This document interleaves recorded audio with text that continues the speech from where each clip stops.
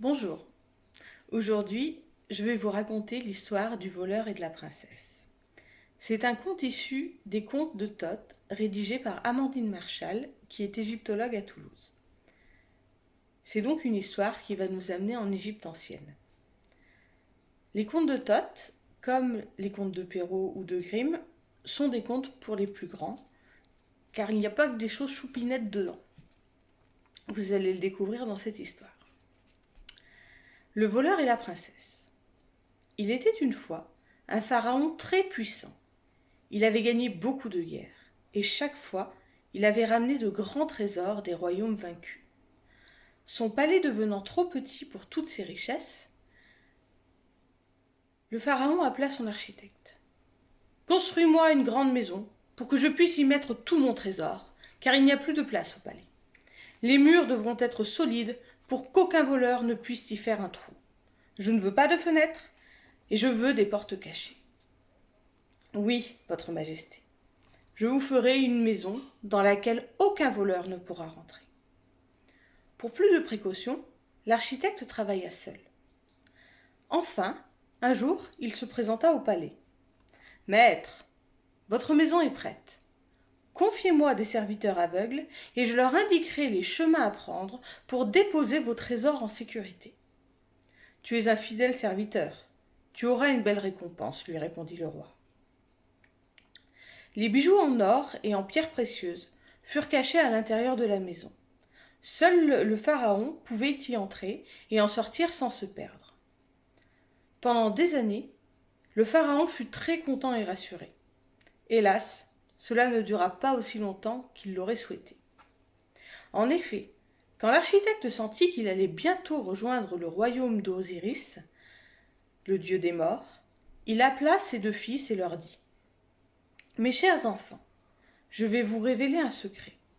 Seul le roi et moi savons comment entrer dans la maison des trésors et en sortir.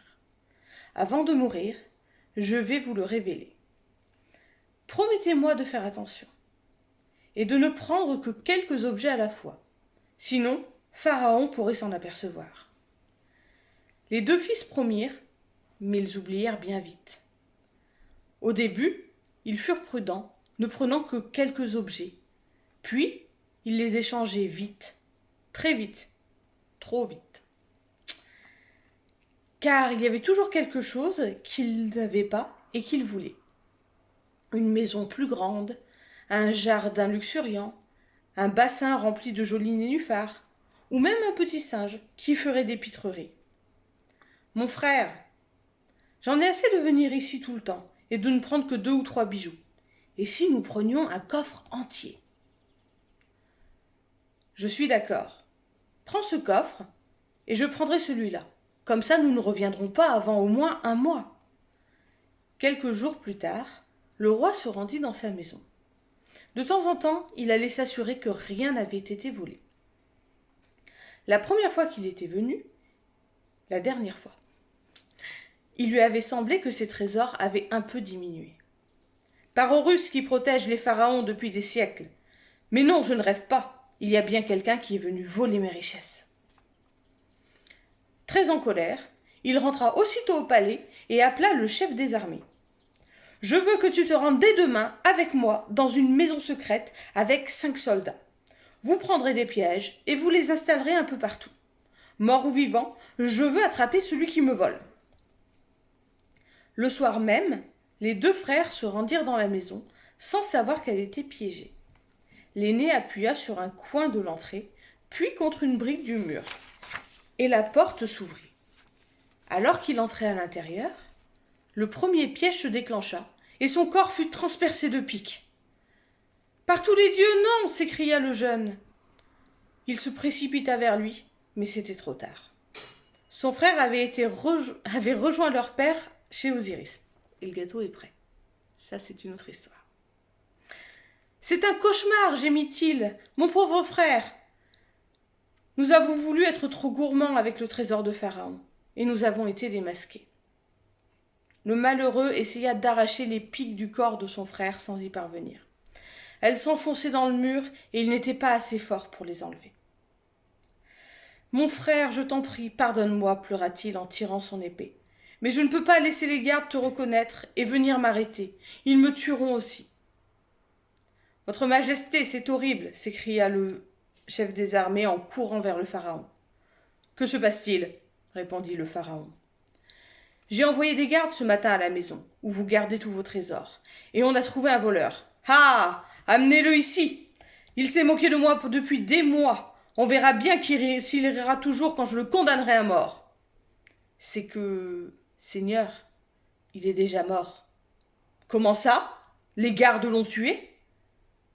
Non, il était déjà mort quand on est arrivé. Il a été transpercé par les pièges. Alors pendez son corps contre la grande porte de la ville. La personne qui le reconnaîtra sera récompensée. C'est impossible, Seigneur. Quelqu'un lui a coupé la tête et l'a prise avec lui. Mais quelle horreur!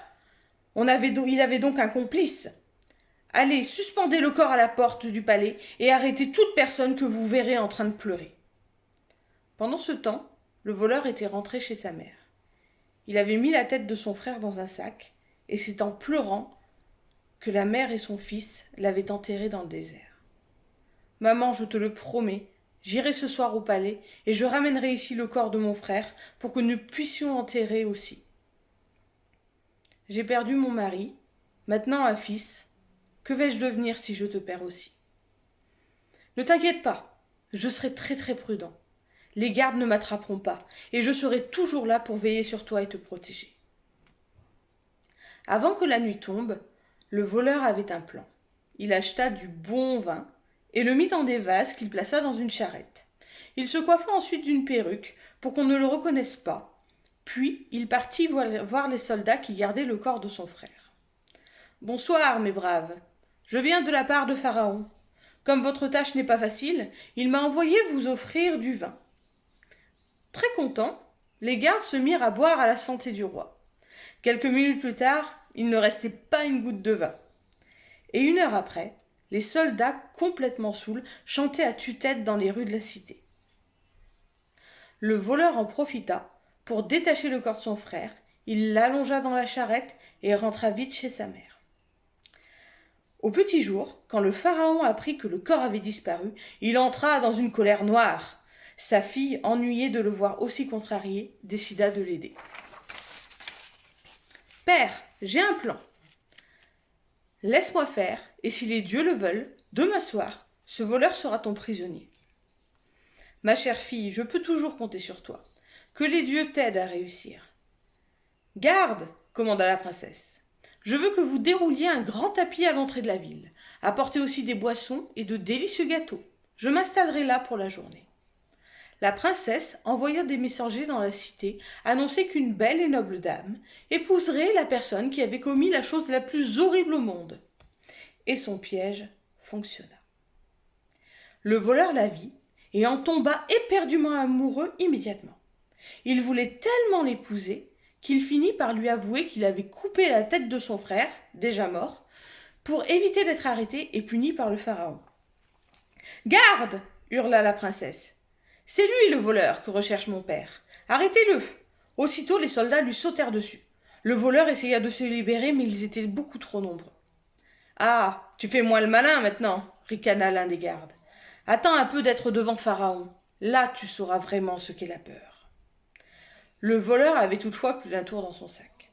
Et lorsque le petit groupe franchit les portes du palais, cela faisait déjà bien longtemps que le fils de l'architecte avait pris la poudre d'escampette. Les gardes étaient tellement sûrs d'eux qu'ils ne pourraient pas s'enfuir, qu'ils ne l'avaient même pas surveillé. Et le voleur avait réussi à se détacher et à filer en douce. « Majesté, le prisonnier s'est enfui. »« Quoi ?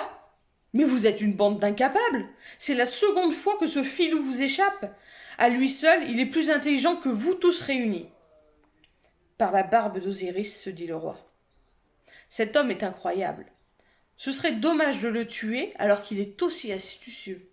Je préfère l'avoir dans mon camp que contre moi. » Le roi d'Égypte envoya alors à travers toute la ville des messagers criés. « Sa Majesté a décidé de pardonner à l'homme qui a volé son trésor s'il jure de ne plus jamais voler. Il faudra aussi qu'il promette de devenir un bon sujet et de l'aider si jamais le pharaon a besoin de lui. Le voleur entendit le message du roi. Il se rendit au palais et lui présenta ses excuses. Jamais plus il ne vola. Il devint même l'un des plus fidèles conseillers du roi et finit par épouser la belle princesse dont il était tombé amoureux. Voilà. Bonjour. Aujourd'hui, je vais vous Allez.